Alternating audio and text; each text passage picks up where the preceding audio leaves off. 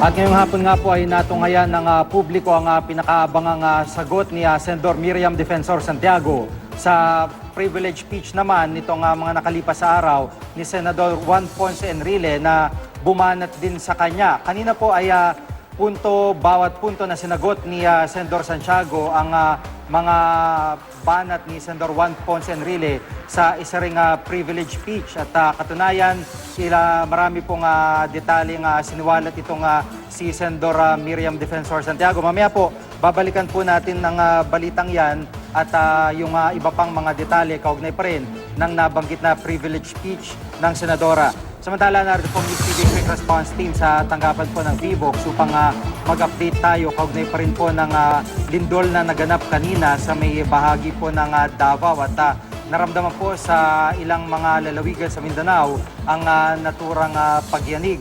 At hindi pa po malinaw kung ano po o hanggang saan ang extent, kung meron pong damage o mga pinsala na inabot yung mga lugar na niyanig po ng lindol nito. Bagamat yung mga reports na nakabot ay may kalakasan po. Mag-alas 8 ng umaga kanina nang yanigin ng magnitude 5.7 na lindol ang Davao Oriental. Ayon sa PHIVOX, nasa 48 kilometers timog silangan ng Mati, Davao Oriental ang epicenter ng lindol.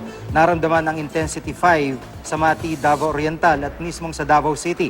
Intensity 4 naman sa Digo City, Don Marcelino at Malita sa Davao del Sur at Caraga, Davao Oriental. Intensity 3 sa Tagum City, Panabo City, Matanao, Compostela Valley, Davao del Sur, Butuan City, Kidapawan City at Malungon, Sarangani. Intensity 2 naman sa San Francisco, Agusan del Sur, Cotabato City, General Santos City, Coronadal, Polumulok, South Cotabato, Alabel, Sarangani, Matalam, North Cotabato at Malaybalay at Valencia sa Bukidnon. Habang intensity 1 naman sa Cagayan de Oro City. Walang inaasahang pinsala mula sa lindol pero posible raw po mga aftershock sa labas ng gusali ng GMA Davao kanina ay naramdaman ang paggalaw ng lupa dahil sa lindol. Sa isang video, kita pa ang paggalaw ng mga kable po ng kuryente. Nagtagal daw ito ng may 20 segundo. Dahan-dahan namang lumabas ng gusali ang mga tao roon. Sa Lanang sa Davao City, agad naglabasan ng mall at hotel ang mga tao nang maramdaman ang pagyanig. Wala naman pong naiulat na nasaktan sa naturang insidente. Sa puntong ito, kasama po natin si Dr. Jane Punong Bayan, Supervising Science Research Specialist po ng PHIVOX. Magandang hapon po, ma'am. Magandang hapon po. Opo. At ito pong nangyaring lindol, ano po, yung origin po nito, ano po yung nakita nyo agad? Ito tinataya natin na tectonic at maaring associated sa Philippine Trench dahil dun sa focal mechanism na nakita natin. Opo. Yung nakarampong malakas na lindol sa Bohol, meron hubang connection po ito? Wala. Magkaiba yung trench system natin dito at dun sa fault na nasa Bohol. Independent talaga sila. Opo. At compared po nung naranasan sa Bohol na ang dami-daming aftershocks, may libo-libo talaga. Ano po ang nakikita nyo naman dito po sa Davao? So far, alam natin na masusundan to ng mga aftershocks pero pailan-ilan lang at maliliit at yung iba ay baka hindi na maramdaman.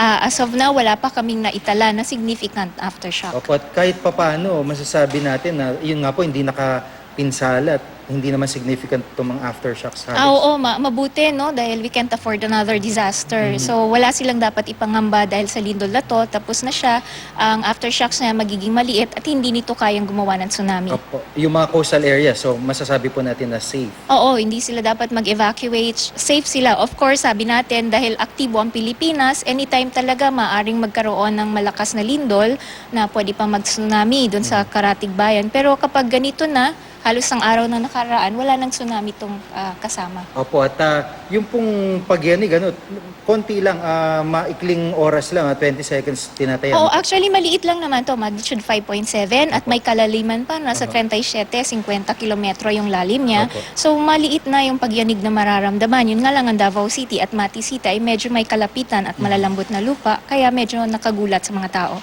Opo, at itong paalala niyo po sa mga kababayan natin, na syempre sa dami nga ho ng tragedy na sunod-sunod, maaaring kinakabahan. Ano po yung advice niyo po sa kanila? Ang una, kailangan matuto na tayo. Kailan ba nagkakaroon ng tsunami? May natural na senyales to, kaya dapat hindi tayo matakot na pag nakatanggap lang ng text ay maniniwala ka agad. Ang mga senyales ng tsunami ay may malakas na pagyanig, yung nalalaglag yung mga TV, katapos ay may makita na paghibas ng tubig at merong dagundong. Kapag ganyan na, don't wait for the warning at go to higher grounds kaagad. Pero kung wala yan, text lang ang natanggap, hindi dapat magpapanik. So kanina, yung pagyanig ay may kalakasan pero hindi nagtumbahan yung mga gamit. So moderately sized ito. Okay, ma'am. Maraming salamat po. You're Si Dr. Jane Punong Bayan po ng FIVOX.